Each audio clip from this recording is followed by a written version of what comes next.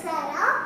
இப்போ நான் வந்து ஆம்லெட் போட போகிறேன். ஆம்லெட்னா அந்த ஆம்லெட்டில் ஃபஸ்ட்டு வெள்ளைக்காய் ஊற்றி அப்புறமா வந்து மஞ்சக்காய் வந்து மேலே ஊற்றுவாங்கல்ல, அது போட போகிறோம். வந்து பாருங்கள் வாங்க கைஸ். ஃபஸ்ட்டு நம்ம தோசை கல்லில் கொஞ்சம் எண்ணெய் ஊற்றிக்கலாம். இப்போ எண்ணெய் ஊற்றினோடனே நல்லா காயட்டும். இப்போ நம்ம கரண்டி எடுத்துக்கலாம்.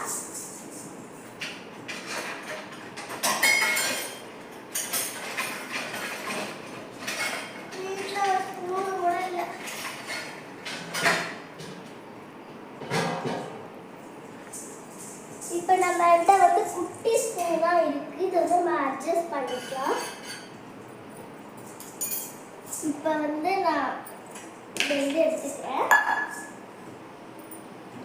இந்த மாரி நல்லா